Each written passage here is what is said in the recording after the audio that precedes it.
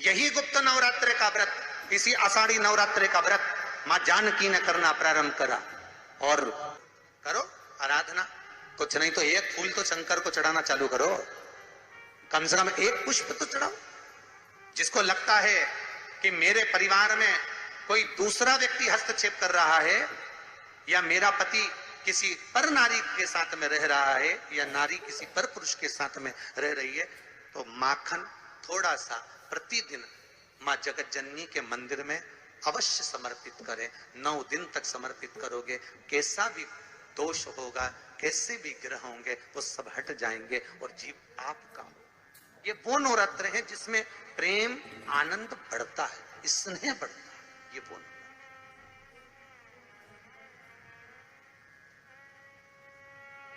ये कोई साधारण नवरात्र नहीं है।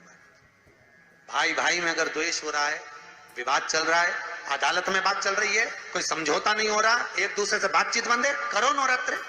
यही गुप्त नवरात्र धारण करो। 9 दिन कुछ भी आप बाबा को पुष्प समर्पित करो। फूल लगता क्या है, कोई यहाँ लिखा तो आनंद रामायण में ये थोड़ी नहीं लिखा कि एक एक सोने की अंगूठी समर्पित करो। उन्होंने तो लिखा पुष्प, केवल पुष्प, केवल पुष्प, इससे ज्यादा कुछ नहीं। भगवान को दीजिए। कोई कामना है आपकी नहीं हो रही, कल की अमावस्या हो जाना, बाबा को रिझाओ, उसको मनाने का प्रयास करो, प्रकट हो। 2 गुप्त नवरात्रे होते हैं, थोड़ा ध्यान देंगे। 2 गुप्त नवरात्रे होते हैं। एक गुप्त नवरात्रा यही माघ के महीने में आता है। श्रृंगी ऋषि ने इस गुप्त नवरात्रे का बड़ा वर्णन किया। श्रृंगी बाबा ने इस गुप्त नवरात्रे के बारे में बहुत कुछ बताया, बहुत कुछ।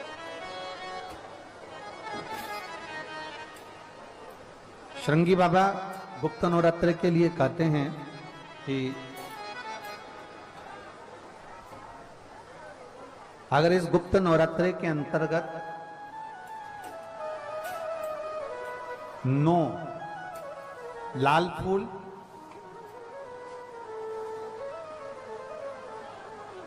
और 5 श्वेत पुष्प, ये दोनों, लोग कहते हैं गुप्त नवरात्रे में हम देवी की आराधना करें, गुप्त नवरात्रे में हम भगवान की आराधना करें, पर शिव महापुराण की कथा कर रही है, भगवान शंकर का चरित्र कथा है। अगर आपने देवी भागवत का स्मरण किया हो, या भगवान शिव की एक पवित्र आनंदमय कथा स्कंद पुराण के काशी खंड में अगर सुनी हो, या उसमें भी नहीं पढ़ पाए हो, तो श्रृंगी ऋषि के चरित्र में आता है। श्रृंगी बाबा ने वर्णन किया है कि किसी भी स्थान पर, किसी भी स्थान पर यदि हमारे घर में 2 शिवलिंग है, नहीं है, तो किसी अपने घर के गमले में, बगीचे में 2 पार्थिव लिंग का निर्माण करें। 2 पार्थिव लिंग, उसमें एक शिवजी का स्मरण करें और एक में माता पार्वती जी का स्मरण। देवादिदेव महादेव के 2 स्वरूप, 2 लिंग प्रकट कर कर, एक पर 9 पुष्प लाल और एक पर श्वेत पुष्प 5 समर्पित करें। बाबा की आराधना करें, घी का दीप लगाएं, पूजन करें, और बाद में उन शिवलिंग को, उन पुष्पों को विसर्जन करें। किसी भी नदी में, तालाब में, बावड़ी में, अगर वहां नहीं विसर्जन कर सकते हैं तो किसी वृक्ष के नीचे उनका विसर्जन कर दो।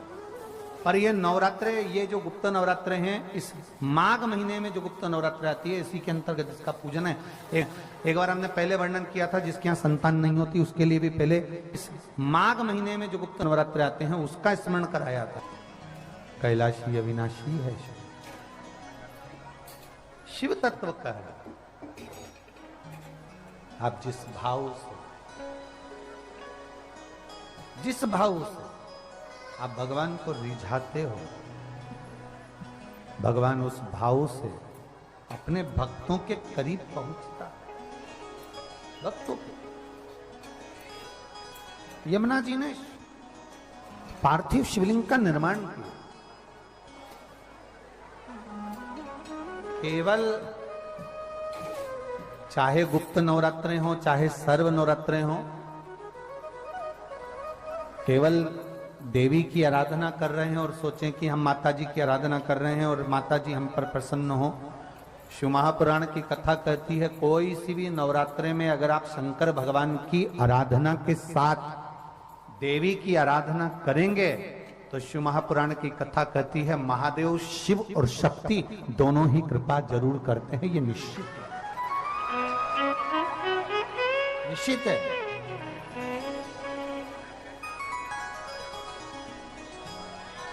केवल एक शिव की आराधना कर लेना या शक्ति की आराधना कर लेना,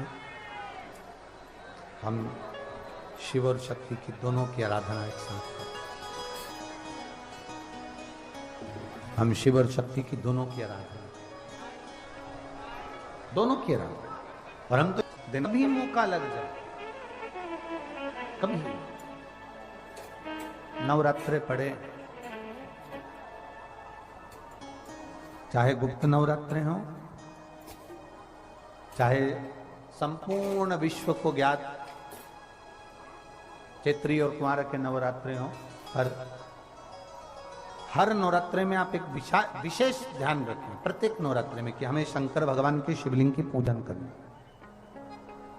और एक और बात समझ लें, दो शिवलिंग का निर्माण नहीं भी कर सकते हैं तो एक शिवलिंग का निर्माण करें और उस शिवलिंग के पास में ही एक छोटा सा मिट्टी का ढेला रखकर मां जगत जननी जगदम्बा का भी पूजन कर सकते। आपको नहीं बनाना दो शिवलिंग, तो एक शिवलिंग एक मिट्टी का थोड़ा सा। ऐसा नहीं है कि मेरी माता दुर्गा भवानी पिंडी के रूप में नहीं पूजाती है।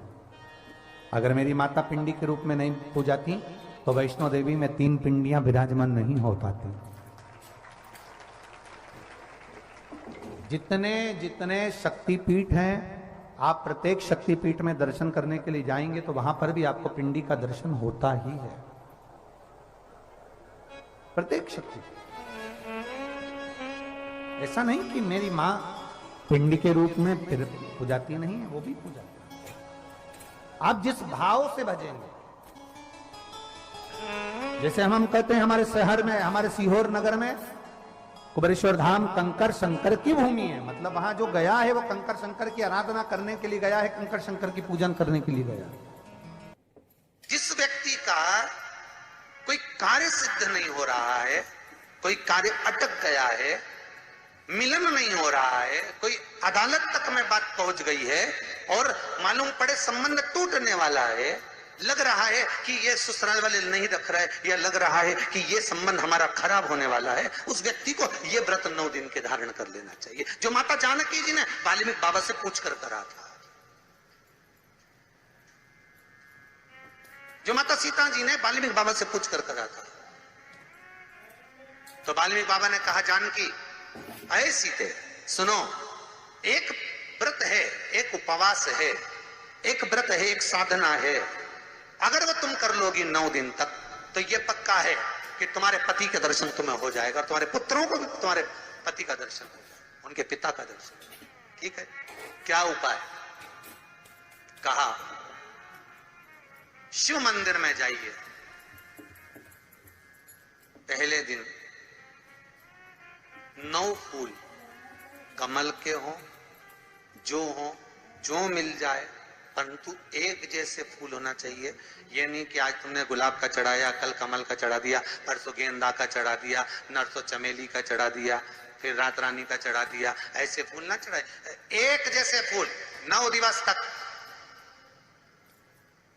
सीते हे जानकी, हे पुत्री, शिव मंदिर में जाकर अपने पति का स्मरण कर कर, कार्य का स्मरण कर कर 9 फूल प्रथम दिन घी का दिया लगाकर आप भगवान शंकर को कामना कर कर समर्पित करती हो। दूसरे दिन वही फूल दुगने हो जाना चाहिए 18। तीसरे दिन फिर 9 जोड़ लो 27, फिर 9 जोड़ लो, फिर 9 जोड़ लो, जोड़ते जोड़ते 90 दिन 81, कितने हो गए?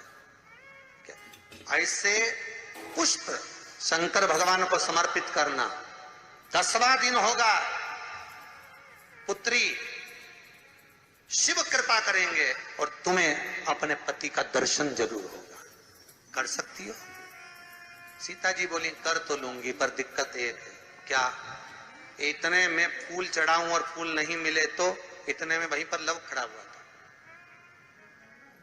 पुत्र लव खड़ा हुआ था। उसने कहा मां चिंता क्यों करती है, फूल मैं ला कर दूंगा, तो बस व्रत धारण कर। यही गुप्त नवरात्रि का व्रत, इसी आषाढ़ी नवरात्रि का व्रत मां जानकी ने करना प्रारंभ करा। और पुष्प लाने के लिए लव जाता। पहले 9 फूल तो आश्रम में मिल गए, दूसरे 27 फूल, 18 फूल भी आश्रम में मिल गए। धीरे धीरे धीरे धीरे जब 5 दिन हो गए, पुष्प की संख्या कम पड़ने लगी, तो लव को मालूम पड़ा कि मेरी माता को पूजन करने में दिक्कत हो रही है, पुष्प नहीं मिल रहा है। चिंता मत कर मां, अब तो कहीं से भी ला कर दूंगा तो दूंगा। और गया लव, गया।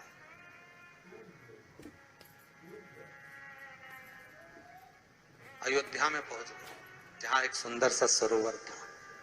सरोवर के दरवाजे पर द्वारपाल खड़े हुए थे, अंदर नहीं जाने दिया। मुझे जाने दो, मुझे पुष्प चाहिए, मेरी माता पूजन कर। द्वारपालों ने पकड़ना चाहा, मना करा, नहीं माना। लव इनको पटक कर अंदर प्रवेश कर गया, फूल लेकर आया, माता को दिया। धीरे धीरे पुष्प आते रहे, चलता रहा।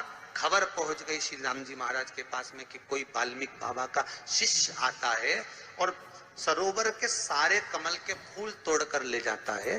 बड़ा उद्दंड है, सैनिकों को मार देता है। सैनिक वो पड़े दूरों।